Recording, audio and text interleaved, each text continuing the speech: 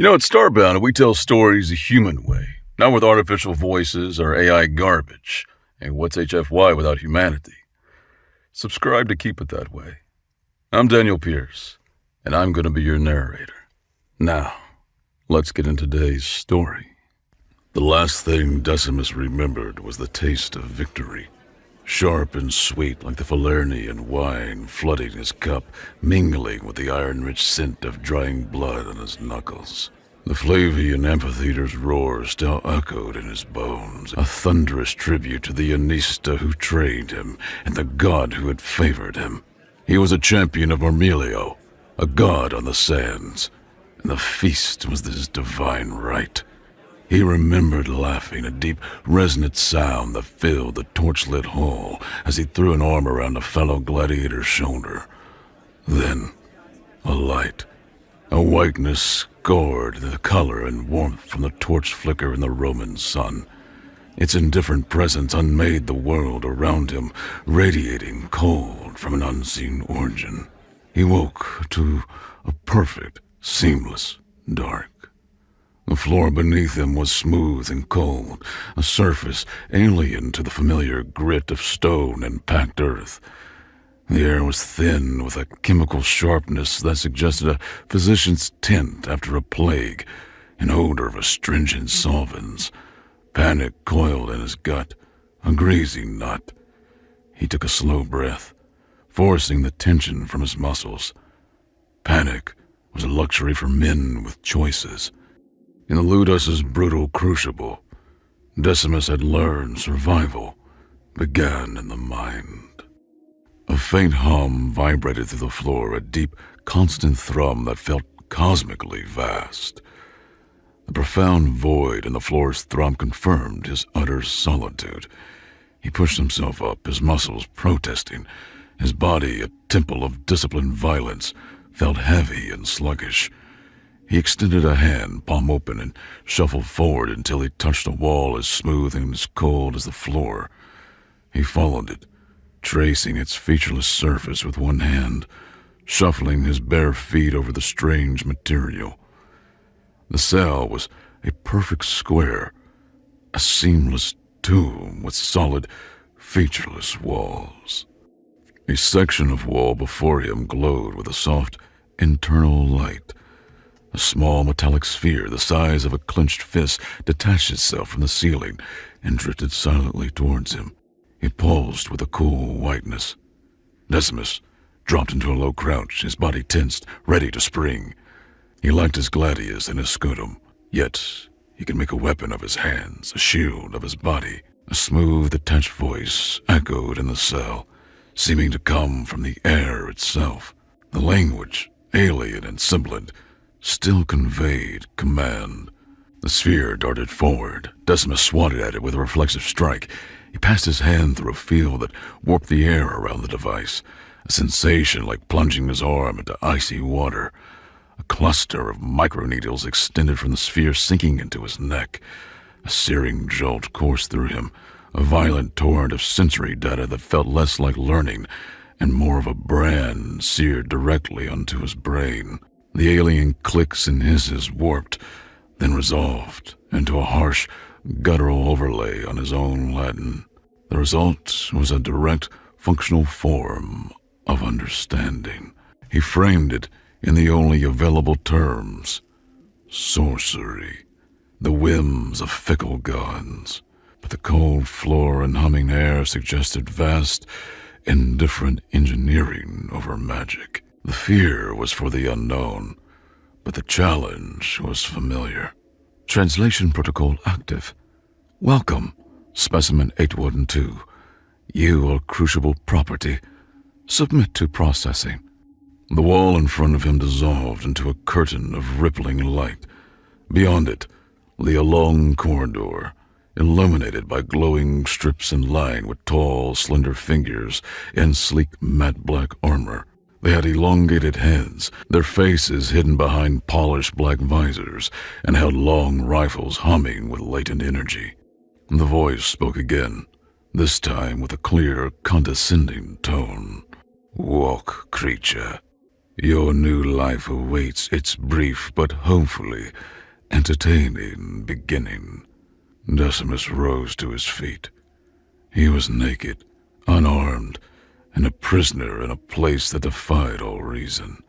His breathing steadied, fear giving way to a familiar cold resolve. Slavery was familiar. So was being property. He had fought for the entertainment of others his entire life. This place was different. The masters were strange, but the game was the same. He looked down the corridor at the silent, armored guards, and a cold smile touched his lips. He walked. The processing line was an exercise in dehumanization, though Decimus suspected the concept of hominis was a foreign one here. Handlers herded him with a score of other beings, a chaotic menagerie of biological oddities. A hulking creature with a hide like overlapping plates of petrified wood lumbered beside him, its heavy footfall shaking the metal deck. A slender being, a dancer's fusion of sinew and smooth bio-armored plating, stood with rigid discipline. She had 2 primary arms and 2 smaller whip-like appendages coiled at her waist. She scanned everything with deep-set eyes of layered telescoping lenses. A small, furred creature about the height of a Roman child trembled, darting its large, dark eyes to every sound as a tremor ran through its frame. Their captors had plucked them from their worlds like exotic fruit for a rich man's table. Handlers, the same slender beings in less ornate armor, prodded them along with crackling energy poles. Decimus observed one handler jab the wood-hided creature for its deliberate pace. The pole sparked against its hide, the energy dissipating harmlessly. The being turned its head, a low growl rumbling in its chest, and the handler retreated a step. They respect strength here, Decimus noted. Good. He cataloged everything. The energy shields on the guard's rifles created a subtle heat haze in the air when activated. Modular plates formed the walls, some clearly access panels for the technology within. This place was a machine of nested components and conduits, a world away from fortresses of stone and mortar. A vast, intricate machine designed for a single purpose. The distant muted roars he could now hear echoing through the structure told him what that purpose was. Blood sport. Handlers stripped them, scrubbed them with automated jets of foul-smelling liquid, and issued simple loincloths of a coarse, synthetic gray fabric. A scanner passed over them, its red light seeming to peel back their skin and analyze the flesh and bone beneath. The data flashed on a large screen above the handlers, displaying biological metrics in his captor's sharp, angular script. His own entry appeared. Species, human. Class, carbon-based bipedal mammal. Threat analysis, minimal. Soft tissue, low durability. Prognosis, single-bout asset. He almost laughed at their profound ignorance. A handler shoved him into a small chamber. The air shimmered and a hologram materialized, a translucent figure composed of shifting light. The figure was a cephalid, the same species as the guards. His body was frail and elongated, his skin a pale, almost luminous gray. He wore flowing, ostentatious robes of deep purple and black. His narrow head was bare, revealing large, intelligent eyes of swirling nebular depths. He had hands with 3 long, delicate fingers. Specimen 812, the hologram said, the voice from the cell now carrying a theatrical, bored amusement. I am the architect of your fate, the arbiter of your final moments. I am, effectively, your god. Decimus remained silent, his face still, his gaze steady. He had seen men like this before in Rome. Patricians who thought their wealth and station made them divine. They always bled the same. A slow smile spread across the hologram's lips. You are a novelty, a rare find from the world still orbiting its birth star. We have collected apex predators, bioengineered war beasts, and sentient weapons from 1,000 stars. But you are flesh and bone, an exercise in inefficiency.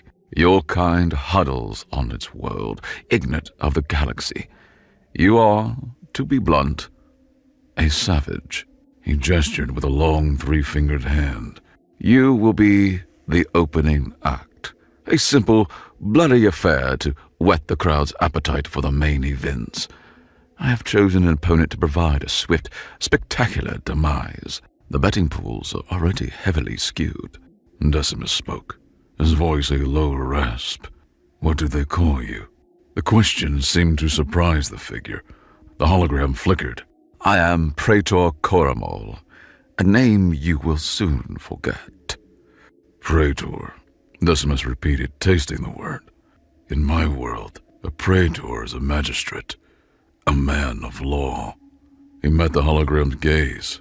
"Is there law here, or just your will?" A thin smile touched Koramol's lips. "On the Crucible, my will is the law. A lesson you will learn, however briefly." The hologram faded. "Prepare yourself, Roman. Your one and only performance is about to begin." The waiting chamber was a stark contrast to the sterile corridors. The chamber was a cage of tarnished metal, the floor stained with the fluids of a dozen different species. The air carried the acrid tang of adrenaline, alien musk, and the sharp scent of spilled fluids. Ew. From beyond a massive gate, the colossal crowd's roar pressed in on him, a wave of sound that surged and receded. Guards brought Decimus before the gate, their rifles ready.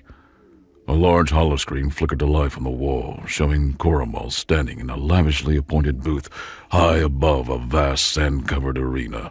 The arena master addressed the crowd, his amplified voice booming through the station. "Citizens of the Cephalid Imperium, patrons of the Crucible," Koramol began, spreading his arms wide. "Welcome to another profitable session of glorious combat. We have warriors from the crushing gravity of Atrox, beasts from the acid swamps of Star, and technology from the forge worlds of the Hassian Reach." The crowd roared. The camera zoomed in on Koramol's smug face. "But for our opening contest, we have something special. A curio from the galactic fringe. A creature from a world so sequestered they still kill each other with sharpened metal and brute force." A wave of laughter rolled through the stadium. Decimus watched, his jaws set. "This human is a bipedal mammal of remarkable fragility," Koramol continued, his tone dripping with condescension. "Our scans show a rudimentary musculature, an inefficient cardiovascular system, and a painfully thin epidermis. A fascinatingly poor design." He paused for effect, letting the anticipation build. He raised a slender hand, and the rising noise from the betting announcement subsided. "I see the odds are shifting on the novelty factor alone," he said, a cruel smirk on his face. "So, allow me to offer some professional guidance. A wager from the house, if you will. Let me be clear for the betting pools." Koramol leaned into the camera, his dark eyes fixed on the camera as if staring directly at Decimus. "No human survives round one. You're next, Decimus." The crowd roared its agreement. The odds on the screen solidified into an almost insulting ratio against him. A guard prodded Decimus with an energy ball. "It's time, savage." Decimus ignored the guard. He looked past the screen towards the massive gate. He closed his eyes for a moment, letting the roar of this new coliseum wash over him. The sound was familiar. The stage was bigger, the audience stranger, but the dance was the same. A handler gave him a shield and a short sword. They weren't his scutum and gladius, not forged by a Roman smith, but their function was the same. The shield was a heavy rectangle of a strange layered alloy. The sword was a simple, leaf-bladed weapon of dark, non-reflective metal. A slab of protection, a point of death. The weight was familiar, comforting. He flexed his hand around the sword's hilt. It felt like coming home. The gate ground open with a deafening screech, flooding the chamber with blinding light and sound. Decimus squinted, his vision clearing. He walked forward, out of the shadows, and into the Crucible's heart. He was home. The arena was a dizzying spectacle of alien architecture. The sand under his feet was a fine black grit. The walls soared upwards, a dizzying array of private boxes, open seating, and shimmering energy screens that displayed his own image, labeled The Human. Above him, a massive curved dome replaced the sky, simulating a swirling nebula of purple and gold. Across the arena, another gate opened. A creature emerged that made the Roman amphitheater's beasts seem like tame farm animals. The beast was immense, a four-legged creature, a moving wall of muscle and rage. Bony spurs covered its thick leathery hide. Two massive curved horns, like polished volcanic glass, swept back from its broad skull. A low guttural roar shook the air, and it pawed at the black sand, its small red eyes fixed on Decimus, burning with aggression. The crowd roared its approval. This was the swift, spectacular demise Coromal had promised them. Decimus planted his feet, raised his shield, and waited. His heart beat a steady rhythm, a rhythm set in 100 previous fights. Observe, adapt, survive. The Lannista's words echoed in his memory. The beast, the crag beast, as the screens labeled it, charged. The charge was a terrifying landslide of flesh and fury, an engine of destruction meant to pulverize anything in its path. Decimus held his ground until the final instant. Just as the creature was about to impact, he pivoted on the ball of his foot, a move of swift economy. He sought to redirect it. He slammed the flat of his shield against the beast's shoulder. The shockwave traveled up his arm, rattling his teeth, but it worked. The impact threw the crag beast, expecting to smash through a stationary object, off balance. It stumbled past him, its momentum carrying it forward as it bellowed a confused rage. Decimus backed away, circling, his shield held high, locking his eyes on the creature. He observed its movements, the way it shifted its weight, the telltale tensing of muscle before it charged again. The beast was powerful but simple, all forward momentum and brute force. The crowd murmured. They had expected a quick slaughter. The script called for the hominins to scream and die, torn limb from limb. Instead, he was dancing. The crag beast charged again. This time, Decimus sidestepped, letting it thunder past, and as it went by, he drove his gladius deep into its thick hind leg. The blade grated on bone. The beast screamed, a high-pitched sound of pain and fury, and spun around, its massive head swinging low. Decimus was already moving, using the creature's own turning circle against it. He used well-drilled, disciplined steps from the Roman training grounds that kept him just out of the beast's reach. He countered its predictable rage, turning its own force against it. He drove it towards the arena wall, a sheer face of polished metal. The crag beast, enraged and wounded, saw only its prey's small, infuriating figure. It lowered its head for one final decisive charge.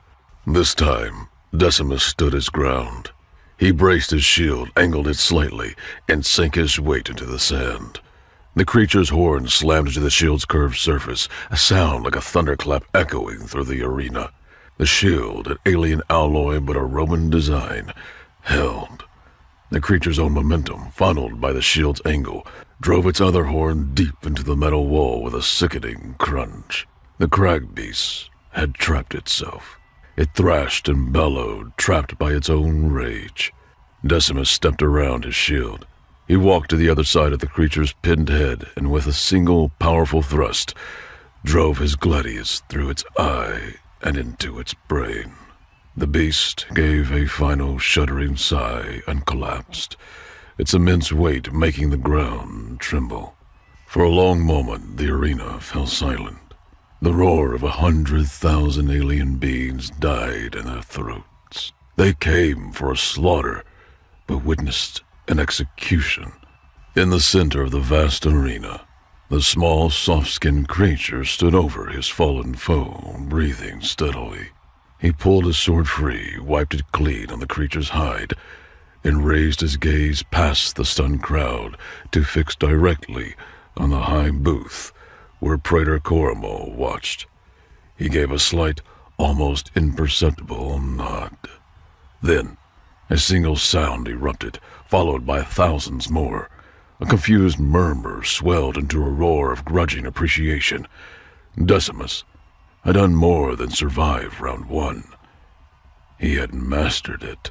The gladiator pens, or the barracks, as the inmates called it, were a step below the processing cells. The pens occupied a single cavernous chamber carved from the station's superstructure. Dozens of alcoves served as beds, and a single sanitation unit in the corner filled with the air with a constant low hum and a chemical stench. The design valued assets over people. Decimus's arrival after his victory earned himself intensified scrutiny instead of congratulations. His victory made him an anomaly, a disruption to the established order of misery. The hulking, wood-hided gladiator he had seen in processing, whose name he had learned was Crux, watched him from a dark corner. Crux's contempt was a palpable force. He viewed Decimus's victory as a trick, a fluke, rather than a feat of skill. Kyra the Chanty was equally wary. She sat sharpening one of her primary blades on a magnetic honing device, her movements economical and focused. She observed Decimus with a cold, professional detachment, her gaze lingering on his footwork, the way he carried himself. The small, furred creature approached him first. He scurried over, keeping his head low, his paws twisting nervously. "That was unexpected," he stammered, his voice a series of high-pitched clicks and whistles that the translator turned into trembling words. "Surviving the first bout with a crag beast is unprecedented, especially for..." The soft-skinned savage. Decimus finished, his tone dry. He sat on the edge of a vacant alcove, examining a fresh cut on his forearm. The creature flinched. "My name's Kisk. I was a junior subconduit engineer, right here on the Crucible. They downsized my section, sewed my contract to cover a budget shortfall." He wrung his paws together. "Fighting is outside my skill set. I will die in the next match." Survival is rare, Decimus said, his tone gentle. "But you Kisk whispered, his eyes wide. avoided its strength. You used the arena, its own body, against it. You thought. You expect rage and desperation, something other than thought." He leaned closer, dropping his voice to a conspiratorial hiss. "I know the guts of this station. The floor plates, the power conduits, the mechanisms that run the hazards. I hear things. I notice something unusual. A high-energy power line being routed to Cornwall's private armory. One that doesn't appear on any official work orders." He took a deep breath. "Protect me," he blurted out. "Keep me alive. I can give you an edge. I can tell you where the floor will vent superheated steam, or which panels are weaker than others. I might even find out what the secret power line is for." He looked at Decimus with an expression of desperate hope. "I can be your eyes beneath the sand. I want to live." Decimus looked at the terrified little engineer. In the Ludus in Rome, he had known men like this. The ones who sharpened the swords, who mended the armor, who knew the secret ways to bribe a guard for better rations. Though their skills were outside of combat, they were essential to the ecosystem of survival. Kisk was offering to be his armorer, his provisioner, his spy. "If you fight beside me, you will be a target," Decimus warned. "I am already a target," Kisk squeaked. "I would rather be a target with a chance than offering on the altar of Coromel's profits." Decimus considered him for a long moment. He understood that allies win wars. He needed a team, This clever, trembling creature was a start. He gave a slow, deliberate nod. You have my protection, Kisk. Now, tell me about the floor plates. Praetor Cormoral paced his chamber, clenching and unclenching his long fingers. The human's victory was an accounting error, an infuriating deviation from his intricately crafted script of slaughter. The Molrock enchanty performed as expected, though messages flooded his console from powerful and ruthless galactic betting syndicates. An upset was bad for short-term profits, but excellent for long-term engagement. They demanded not just another fight, but a spectacle, and the most lucrative spectacle on the Crucible was the multi-species chaos match. The summons came abruptly. Guards dragged Decimus, Crux, and Kyra from the barracks and shoved them into an arming chamber. A handler tossed them their weapons. Praetor Cormoral has decreed a new entertainment. The handler sneered. He wanted you separated, with the betting syndicates are paying a premium to see the savage trio in action. Their wagers, his rules. So you will fight as a team. The three of you against the Cressian stalkers. Try to survive their first strike. Decimus looked at his new teammates. Crux hefted a massive hammer, little more than a block of dense metal on a thick rod. Kyra selected 4 long, curved blades, spinning them in her hands with mesmerizing skill. They both kept their attention on their weapons. We need a plan, Decimus said, his voice calm and uneven. Crux snorted, a sound like stones tumbling in a landslide. The plan is simple. I smash. You stay clear of my hammer, soft skin. Your smashing plan is suicide against a trio of coordinated pack hunters. Kyra countered, her voice sharp and exact. She addressed the Crux directly, her focus entirely on the hulking gladiator. Their tactics rely on flanking and isolating a single target. Your mindless charges will allow them to surround you. I have fought worse than scaled lizards, Crux rumbled. Then you have died before. Kyra replied instantly. Enough! Decimus cut in, his voice taking on the tone of command he used in the training yard. She's right. You're the hammer, Crux. We need an anvil. Kyra, you're the speed. You strike from the flanks. I'll be the shield. I'll hold the center, draw their attention, and create the openings. We fight together, or we die separately. It's that simple. Crux glared at him. Kyra gave a dismissive flick of one of her blades. I create my own openings. The gate to the arena opened before he could argue further. Guards thrust them out onto the sand, and across the field, 3 opponents slithered into view. The Cressian stalkers were scaled predators, sleek and fast with cybernetic enhancements glinting on their limbs. Each had a set of razor-sharp talons that crackled with blue energy. They moved in perfect, unnerving synchronicity, a pack of intelligent, technologically augmented killers. Crux followed his own counsel, charging forward with a bellow of rage.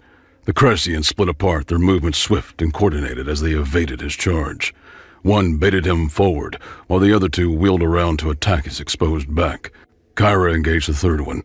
Her 2 primary blades met the Cressian's charge in a shower of sparks, while the smaller blades held by her secondary appendages darted in, seeking gaps in its defense.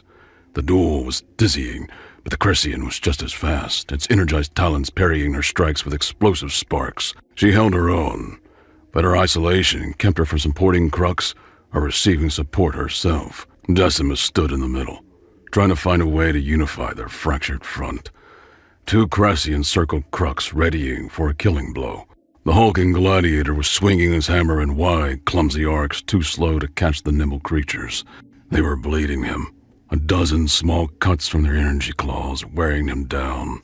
A Cressian darted in, its claws aimed for the back of Crux's thick neck, a spot where his woody hide was thinner. The blow aimed for his blind spot. With a guttural roar, Decimus moved to intercept the blow, sprinting across the sand in a desperate, lung-burning dash, throwing himself between Crux and the attacking Cressian, his shield up in an instant before the strike. The energized claws struck the shield, releasing a concussive blast of energy. An arc of brilliant blue energy exploded outwards, throwing Decimus back into Crux. Pain screamed up his shield arm, a violent shock to every sinew and bone. The shield itself, now glowing with residual energy, bore a deep molten score across its face, but it had held. Crux, feeling the shock wave and hearing the explosion behind him, stopped his assault. He turned to see Decimus staggering back to his feet, his shield arm trembling, positioning himself between Crux and the two scaled predators. The soft-skinned creature had just taken a blow that would have crippled him. Shield wall! Decimus bellowed, his voice raw. He slammed the base of his shield into the sand, bracing with the rest of his body. To me! Form on me! Crux hesitated for only a second, his gaze flicking from the human who had just saved him, then to the closing predators. With a grunt of acknowledgement, he lumbered over to Decimus' side, planting his feet and raising his hammer. He became a living wall of wood and muscle. Kyra, flank! Decimus shouted. Kyra, having dispatched her own opponent with a brilliant feint of her main blades, followed by a lethal thrust from a lower one, heard the command. She saw the new formation instantly. Decimus as the anvil, Crux as the wall. Her role was clear. With a sharp, clicking cry, she burst into motion, her blades a silver threat, racing to attack the Cressians from the side. The two remaining pack hunters faltered, their coordinated strategy shattered. They were now facing a unified front. Crux blocked their path of escape, while Decimus held the line. When they turned to face the new threat from Kyra, they exposed their backs. Decimus spotted the opening he had created. Crux, smash! The command was all the woody giant needed. With a roar of focused rage, Crux swung his hammer in a devastating horizontal arc. The hammer caught the Cressian, distracted by Kyra's charge, squarely in the chest. A sickening crunch of bone and metal echoed through the arena. The creature flew across the arena and lay still.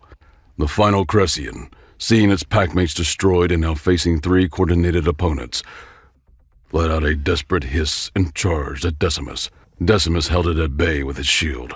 Kyra's blades harried its flanks, and Crux's hammer delivered the final, crushing blow. Victory.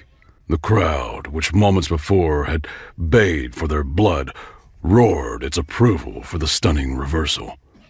In the center of the arena, the three of them stood together, battered and breathing heavily. The atmosphere in the barracks that night was different. Crux sat near Decimus. His silent presence was a statement. Kyra approached Decimus, where he sat tending to his battered shield arm. The energy blast had left a burn like a brand across his forearm. She knelt and treated the wound, her primary hands holding the salve and bandages, while her smaller, more dexterous appendages cleaned the wound, deftly applying a pungent alien salve from her personal kit. "You are right," she said, her voice soft, lacking its usual sharp edge. "Your strategy was sound. It only worked because you and Crux were the perfect hammer and wall," Decimus replied, wincing as the salve stung the burn. "A shield finds its purpose, with a spear to strike from behind it." For a moment, only the station's low hum and the distant muffled roars of the next match filled the room. "In my world," Kyra said, focusing on her work as she spoke, "I was part of the Silent Edge, the honor guard for the matriarch of our hive. We moved as one, thought as one. Membership in the Edge was the highest calling." "What happened?" Decimus asked. "A coup. A rival high sister poisoned the matriarch and framed the guard. They called us traitors. The usurper executed my sisters and sold me to off-world slavers to make the lie complete." She stilled her hands for a second. "I last fought as part of a unit that day. I had forgotten the feeling." Decimus looked at the proud, disciplined warrior. Pain tightened the corners of her mouth for a second. "I was born a slave in an estate in Gaul," he found himself saying, the words coming easier than he expected. "My mother died. My father was a name lost to me. My master sold me to a lanista when I was a boy because I was strong and quick. Ludus was my family. The arena, the Colosseum, it was my home." He looked around the grimy barracks. "My whole life has been a cage, just with different bars." Kyra finished wrapping his arm with a clean strip of fabric. Her touch was delicate. "Then we are much alike, Decimus of Rome. We are both survivors of a fallen home, fighting in another's." From the room's corner, Crux grunted. He picked up a small, dense tuber from his personal belongings, snapped it in half with his thumb, and tossed one fibrous, nutrient-rich piece to Decimus. Decimus caught it. He looked from Christ's stoic form to Kyra's focused gaze, to Kisk, who watched them from the shadows, his posture taut with a fragile hope. The cage's bars felt, for the first time, a little further apart. High above the blood and sand, in a chamber of silent luxury and absolute power, Queen Thea of the Cephalid Imperium dismissed her fawning advisor with an impatient wave. For orbital periods, she had drowned in the tedious minutiae of empire, trade disputes, political appointments, hollow pleasantries. Everything was so crushingly predictable. She had attended the games today out of profound boredom, expecting the usual fare. But the hominous had surprised her. On a massive high-fidelity screen that took up an entire wall, she replayed the recording of the team match. She ignored the brutal conclusion. She focused on the reversal. She replayed the hominous Decimus throwing himself in front of the blow meant for his teammate. He planted his shield, a simple tool, against a storm of advanced energy weaponry. He forged a cohesive unit of 3 disparate, hostile individuals. The act was inefficient, illogical. A creature of his low durability class should focus on self-preservation above all else. Sacrificing oneself for a temporary ally who had treated him with contempt was a tactical miscalculation. And yet, it was the fulcrum upon which victory had turned. Fascinating, she murmured to the empty room. For centuries, she had ruled an empire built on cold logic, on predictable outcomes, on the careful calculation of assets and liabilities. Cormoral was the perfect embodiment of that philosophy. He ran the crucible like a financial market, with violence as his commodity, and she was profoundly bored by it. But this this Roman presented a variable, a disruption to the calculus, an agent of chaos wrapped in a package of disciplined control. He fought with his mind as much as his sword. He possessed a quality her people had long ago traded for intellectual and technological superiority. She leaned forward, her ancient eyes, which had seen the birth and death of stars, fixed on the screen. For the first time in centuries, Queen Thea leaned forward in her throne. Praetor Cormoral stood still, his posture radiating a cold fury. His profits were soaring. Decimus was a sensation. The Savage Trio, as the crowd had dubbed them before, were the most popular attraction the Crucible had seen in decades. He hated it. He hated the Romans' defiance, his unorthodox tactics, his infuriating ability to turn every intricately planned execution into a spectacle of victory. This simple piece of livestock challenged his authority where political rivals had failed. He would break Decimus's body and spirit. He designed a special event, a personal challenge for the human, an endurance gauntlet. Just Decimus standing alone against wave after wave of opponents. He designed the event to wear him down, to exhaust him, to fill him with such profound fatigue and despair that he would collapse and accept death. The event was a psychological weapon disguised as a gladiatorial contest. The fight was an unusually long, brutal affair. The first few rounds were simple. Single opponents, beasts and warriors he could dispatch with his usual efficiency. By round 8, fatigue was setting in.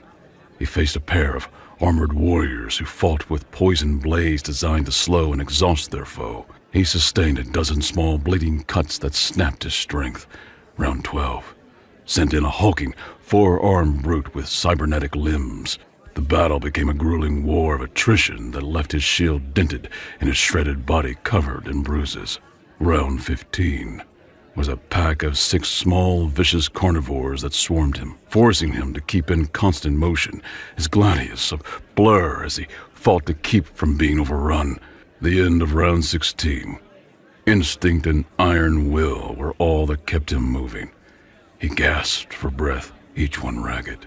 His muscles screamed with the fire of 1,000 protests. The arena's black sand was slick with his own blood and the ichor of his many foes. He stood over the twitching body of his 18th opponent, a snake-like creature he had dispatched like his first in the arena, by trapping its head under his shield and severing its spine. The arena fell quiet. The crowd, usually so boisterous, watched with a morbid silence. They were all waiting for him to fall. Cormoral, watching from his booth, smiled, a small, cruel expression. The asset is depreciating. Decimus paused, gathering himself for the next wave. He stood there for a long moment, leaning heavily on his shield as he bowed his head. Absolute silence descended on the massive arena. Every being, cephalid and alien alike, fixed their gaze on the lone, battered figure. This was it. The moment of collapse. The end of the unprecedented run. Decimus raised his head. He scanned the silent, watching crowd, sweeping his gaze over the thousands of expectant faces. He looked towards Coromal's booth, his expression unreadable. He braced his shield firmly in the sand, straightened his back with a visible effort, and let out a massive, deliberate, jaw-cracking yawn. The gesture showed such supreme, theatrical contempt that it echoed louder than any roar in the silent stadium. He took a deep, rattling breath, and his voice, ragged and strained but clear and ringing, shouted across the silent arena for all to hear. "Does this get harder?" The reaction was instantaneous. A wave of disbelief crashed through the arena, followed by laughter, then a deafening, unified roar of admiration. He transformed from gladiator to legend before their eyes. In his booth, Praetor Cormoral's face became a rigid knot of fury. The human had done more than survive. Decimus had mocked Coromal, taking his intricately constructed psychological torture chamber and turning it into a stage for his own myth. Coromal ended the gauntlet. Another wave might only cement Decimus's legend, a risk he refused to take. The human had won. Decimus had just collapsed onto his cot in the barracks when they came for him. These were a different class of guard. These cephalids were larger, their armor a regal silver and gold, their movements measured and certain. They bypassed the local arena authority with a single gesture, their presence silencing the entire chamber. Kyra and Crux moved to stand in front of Decimus's cot, weapons kept and ready, but the lead guard raised a hand. "Our business is with the human Decimus," the guard said, his voice a polished baritone. "Queen Thea requires his presence." Decimus, forcing his aching body to obey, rose to his feet. They escorted him from the pens, through pristine, unfamiliar corridors until they reached the Queen's private residence high in the station spire. The chamber was an oasis of tranquility and opulence. Lush, alien flora filled the air with a sweet scent. A waterfall spilled silently down a wall of polished black stone. Queen Thea sat on a simple, elegant throne, observing him. She was ancient, her gray skin almost translucent, but her eyes were sharp and intensely alive. "You have become quite the topic of conversation, Roman," she said, her voice a quiet melody. "I aim to please." Decimus rasped, his throat dry. A faint smile touched her lips. "No, you aim to survive. The pleasure of others is merely an incidental consequence. That is what makes you so compelling." She gestured to a seat when Decimus remained standing. His pride kept him standing in the presence of a monarch while he was a slave. "Praetor Cormoral believes he can break you," she continued, her gaze analytical. "He fundamentally misunderstands you." "My purpose is simple," Decimus said. "I fight, I live, I fight again." "No," the Queen countered. "You endure. There is a difference. I have watched the recordings. You show mercy to vanquished foes. You sacrifice your own safety to your comrades. You mock the very institution that holds you captive. These actions speak of a man with a code, something beyond simple survival." She leaned forward slightly. Tell me, Decimus of Rome, what is the source of this will? What drives a creature of such ephemeral flesh to a purpose of such permanence? The conversation was a strange, intricate dance, less an interrogation than a search for understanding. She seemed to be seeking something else entirely, understanding. He found himself speaking of Rome, focusing on the concept of virtus, that uniquely Roman blend of courage, character, and excellence. He spoke of the duty a man had to himself, to his own name, even when his master stripped everything else away. The queen listened, her ancient gaze fixed upon him. This alien philosophy fascinated her, this internal fire that burned in a creature her empire had dismissed as a savage. Coromol had captured more than a mere beast. He had captured an idea, and ideas were far more dangerous. While Decimus was with the queen, a frantic energy gripped the barracks. Kisk, his pulse trembling with a mixture of terror and excitement, had unrolled a massive schematic on the floor. Using his engineering knowledge, he had followed up on the undocumented power line, slicing into a secondary data conduit to access the station's network. What he found confirmed his suspicions. Look, He urged Kyra and Crux, who huddled around him. this is it. The schematics of Praetor Cornwall's personal champion. The schematics show the design for a suit of highly advanced illegal combat armor. It's a neuralink response system. Kiss explained, tracing the complex wiring diagrams with his finger. The pilot becomes the suit, more than just wearing it. It reads his synaptic impulses, anticipating his moves before he makes them. It's faster, stronger, and more lethal than anything we've ever faced. Crux grunted, slamming a wood-like fist into his palm. I will smash it. A direct assault is futile. Kiss squeaked. Its armor is self-repairing alloy, and its reaction time is faster than your nerves can fire. It will counter your every move. Its design seems flawless. He pointed to another section of the schematic. But every machine has a flaw. Look, a system that powerful requires a massive constant external power feed. It draws energy directly from the station's primary flow conduits. He pointed a trembling finger to a specific junction point on the arena grid layout. And that conduit has a poorly shielded access junction right here, underneath the sand in the northern quadrant. If we could pause a power surge, a feedback loop, what I like to call a power flood, we could short out the entire suit. The pilot would be trapped in a coffin of dead metal. Kyra looked at the schematic, her eyes, with their telescoping lenses, taking in every detail. The tactical possibilities became clear, as did the required positioning. How would we create such a flood? Kisk held up a long conductive metal rod he had scavenged from a discarded cleaning drone. I can get into the service tunnels beneath the arena during the match. If we can force the champion onto the exact spot, I can jam this into the junction. It will overload the circuit.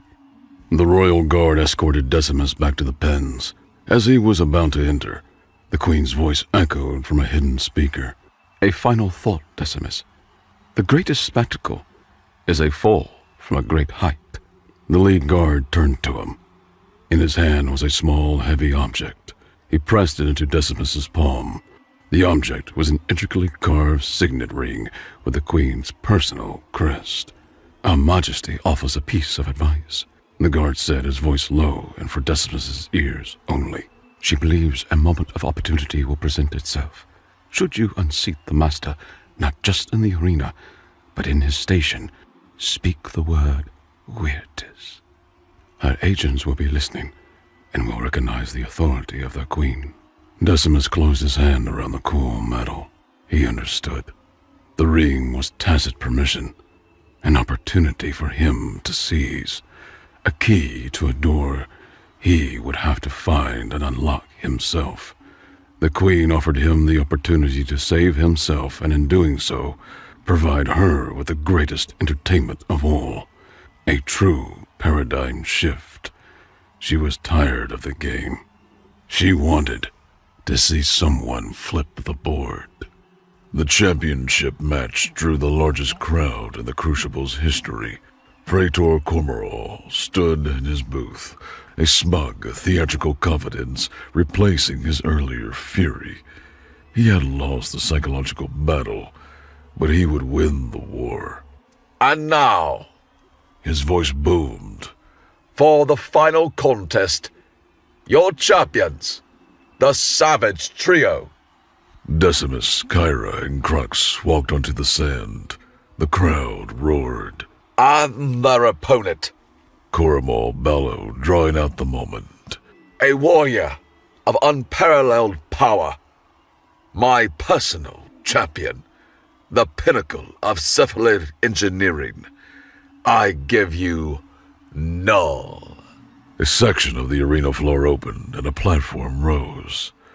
Standing on it was a warrior encased in the suit from Kiss schematics. The suit was a terrifying work of art. Its black armor formed from jagged overlapping plates. A network of thin crimson conduits glowed with steady internal heat along its limbs. The armored figure stood half a meter taller than Crux and moved with an unnatural speed, each step and parry perfectly executed. Its hands were bladed gauntlets serving as its only weapons. The bell chimed. The fight began. The champion Null was everything Kisk had said and more. It dodged Crux's mighty swings, the motion almost casual. Kyra's four-bladed assault met a bladed defense that countered every move. The champion's Neuralink suit predicting and countering her every thrust. The suit was more than a weapon. It nullified their skill, their strength, and their speed. Within minutes, they were all wounded, backed against a wall, the tide of the battle turning against them. Now, Decimus roared, seeing their chance. They had deliberately allowed Null to herd them towards the northern quadrant, the spot Kisk had marked. Crux understood. This was his moment. With a defined bellow that shook the stadium, he lowered his head and charged, using his own body as a living battering ram instead of swinging his hammer. He was the wall, the anvil. He was the sacrifice. The charge's raw, suicidal force presented a variable outside Null's combat protocols. It raised a bladed hand to swat Crux aside, but the gladiator's mass was too much. Crux's charge drove the champion back under its guard, step by staggering step, digging trenches in the sand with its metal feet as it tried to halt the momentum. Crux's assault pushed Null directly over the targeted conduit junction. At the same time, Kyra exploded into motion. Her attack served as a distraction. Her main blades engaged its arms around the bulky Mulrock, while her lower appendages slashed at its legs, a confusing four-pronged assault that drew the champion's full attention, forcing him to keep his footing exactly where they needed him. They had pinned the champion. Deep beneath the arena floor, in a dark, cramped, and vibrating service tunnel, Kisk was sweating, his fur matted with grime. The thundering impacts from the fight above shook dust from the pipes onto his head. He could see the power junction through a maintenance gate, a thick, armored cable pulsing with a dangerous crimson light. Terror clawed at his stomach, but the image of Decimus taking that blow for Crux, of Kyra treating Decimus's wounds, their quiet nod of acceptance, gave him a newfound strength. With a choked, desperate cry, he shoved the conductive metal rod through the gate and jammed it deep into the power junction's shielded casing. A blinding flash of blue-white light erupted from the conduit. The rod vaporized in Kisk's hands, the feedback searing his paws. Above, on the arena floor, the ground beneath the champion exploded in a shower of sparks and sand. The advanced suit on Null convulsed. Red lights flickered and died. Its fluid skill vanished, spastic, grinding jerks replacing it. Smoke poured from its joints. The overload severed the Neuralink. The pilot inside became a man trapped in a heavy, powerless suit of dead metal. With the technological advantage gone, the contest became one of skill, and in that, The outcome was certain. Decimus moved in, his shield and sword a testament to the refined efficiency of Roman martial arts. He attacked the joints, bypassing the armor. A powerful shield bash to the knee sent the champion stumbling. A quick thrust with the sword severed the hydraulic cables in its elbow, rendering one arm useless. He moved with the brutal, economical skill of a master craftsman disassembling a faulty machine. The champion, clumsy and slow in his dead armor, was helpless. Decimus hooked his shield behind the warrior's helmet, twisted, and threw him to the ground with a deafening crash of metal on sand. He planted a foot on the champion's chest and held his sword to the warrior's throat, visible through the now darkened visor. The crowd screamed for death. They roared for the final, bloody conclusion. Decimus looked down at his defeated opponent. He looked up at the private box where Praetor Komarov stood, his face frozen in disbelief and horror. Then he looked at the thousands of screaming faces, at this entire empire built on the commodification of death. He pulled his blade away. He reached down, offered a hand to the defeated champion, and helped the warrior out of the suit and onto his feet. The act of mercy stunned the entire stadium into a profound silence. In the dead quiet, humiliation and rage contorted Komarov's face. The savage he had handpicked for slaughter had dismantled his intricately constructed world. His composure shattered, and he drew a small, powerful energy pistol from within his robes and aimed it down at Decimus, his face a snarl of fury. Before he could fire, Decimus saw the motion. He looked directly up the praetor's booth. His voice, though not amplified, was clear and steady in the sudden hush, a word meant for a specific audience. Virtus. Behind Praetor Komarov, two figures in his own honor guard moved. Their ceremonial helmets turned in unison, and with a soft click, their praetorian faceplates retracted to reveal the stoic faces of the Queen's royal guard. They seized him instantly. One wrenched the pistol from his grasp while the others pinned his frail arms behind his back. They dragged him away, ending his reign of calculated cruelty and profitable death. He broadcast a final, pathetic squeal of outrage, a sound of utter impotence. The fall from a great height was complete. The massive arena was silent. The crowd, the guards, the gladiators, all stood frozen, trying to process the stunning chain of events. A slave had done more than win the games. He had toppled the master who ran them. Then, a platform silently descended from the Queen's residence high above. It settled in the center of the arena, and from it stepped Queen Thea herself. She walked across the black sand, her regal robes trailing behind her, and came to a stop before the four unlikely heroes. Decimus, the Roman gladiator standing tall with his battered shield. Crux, the wood-hided Mulrock bastion, bleeding from a dozen cuts but unbroken. Kyra, the chanty blade dancer, her swords held loosely but ready. And Kisk, who had scurried from the tunnels, his paws burned but his posture straight and proud.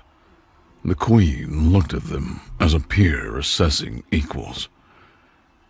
"The rules of the Crucible have been broken," she announced, her voice calm but carrying to every corner of the stadium. "Its master has proven himself unworthy of his station. A new order is required." She turned her gaze to Decimus. "By ancient Cephalid law, a slave who unseats a corrupt master through a trial by combat recognized by the crown earns his freedom." She then looked to the others. "And the freedom of those who fought beside him." She raised her voice. "I declare these four free." For a heartbeat, the crowd remained silent, stunned by the pronouncement. Then a single being clapped, then another, and another. until the entire crucible, all 100,000 spectators, erupted into a deafening, thunderous roar of genuine, heartfelt approval. The sound was a joyous, liberating release. As the roar washed over them, Queen Thea looked at Decimus, a genuine, fascinated smile gracing her ancient features for the first time. A catalyst stood before her, a fascinating equal, now elevated beyond slave or specimen. "Now," she said, her voice filled with a newfound, exhilarating excitement, "what shall we do for an encore?"